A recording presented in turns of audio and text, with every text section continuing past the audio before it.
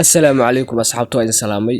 Maanta waxaan soo gudbinayaa muuqaalkan kooban oo ku saabsan laamiga degmada laga dhisay Daynile. Laamigan waa laami qurux badan, aad iyo aad u qurux badan saaxiibayaal. Laamiga waxay ugu dambeysay meesha inaan mar 2019kii marka maanta soo maray waxa waaye saaxiibayaal inkastoo macnaha la duubi karin oo meel walba ay checkpoint tahay, laakiinse saaxiibayaal laamiga waa sidaan u jeedaan shorts badan waa idin soo geliyay oo laamigan ku saabsan. marka saaxiibayaal laamigan sidaan u jeedaan waaye intaan yar ayaana laga duubi karaa. meelaha kale waxa waaye hadba waa lagu istaajinaa, mootada la istaajinaa, waa la istaajinaa ma fahanteen. marka saaxiibadeena saa ula socda laamigu waa laba qaybood, qaybtan iyo qaybtan. meeshaan muddo dheer ma imaanin 2019 ilaa hadda maanta imaaday. marka saaxiibayaal waa aamin way aad iyo aad u dhisantaa saaxiibayaal, aad iyo aad ay u qurux badan tahay. dhinacan kale markii laga soo marana waa sidaan u jeedaan aad iyo aad iyo aad ay u qurux badan tahay. weliba roob ayaa daayay maanta, jawi waxa aan soo qaadanay saaxiibayaal aad u qurux badan. inkastoo muuqaalku uusan ahayn muuqaal aad iyo aad uga heli doontaan, laakiinse saaxiibayaal waxa waaye yacni laami aad iyo aad u qurux badan oo laba highway laba gees ah, laami Maka al-Mukarrama camal ah ma fahanteen.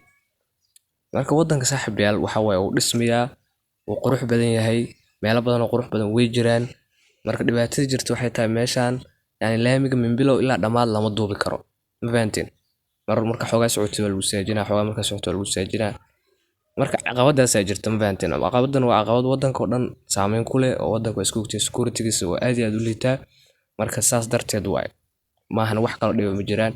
meeshaan waa suuqeeda, suuqa Sisi ayaa la dhahaa. meeshaan sidoo kale guryahana laga dhisay gadaashay ma ogeyn.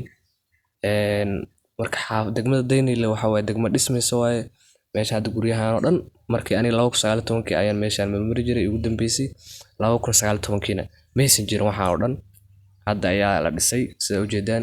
meesha sidaan ayay u dhisantaa saaxiibayaal. waliba waxaan ku duubay waa mobile, marka waxaa helaysaan yani xaqiiqada saxda ah meesha sida u eg tahay ma fahanteen. wax kalar iyo wax la mariyay maahan, wax oo maaragtay qiyaali ah maahan. saaxiibayaal waa sidaan xaafadaheeda sidaa u jeedo. masaajidkan hadda ayaa la dhisay asaga xataa u maleynayo muddo dheer ma dhisna u maleynaa. marka vloggan caatada ayaa asxaabtayda jeclaystay inaan maaragtay u soo geliyo. soo dhawaada muuqaalada aan soo gelin jiray channelkayga oo noocaan ahaa. xoogaa caqabada ku timid waxa waaye aniga safar badan, hadda safar kale haddana inaan galaa laga yaabaa ma fahanteen. marka waxaan jeclaystay bal wixii awooday inaan soo duubo ma fahanteen muddada aan xamar joogo. marka saaxiibayaal nolosha waxa waaye qofka hadba meel ka ridee. anigiiba waxaan noqday qof maaragtay aad u safar badan saaxiibayaal. hadda meeshaan suuqooda waa suuq qudaarta waaye sida u jeedaan. marka degmadan degmo qurux badan waaye saaxiibayaal. lagu daydo degmooyinka kale xamar waxaa leenahay degmadan ha ku daydaan ma fahanteen. degmada Daynile waxa waaye degmooyinka ugu fiican aan dhihi karaa ma fahanteen. degmooyinka ugu fiican ayay ka mid tahay ma fahanteen deegaan markii la dhaho.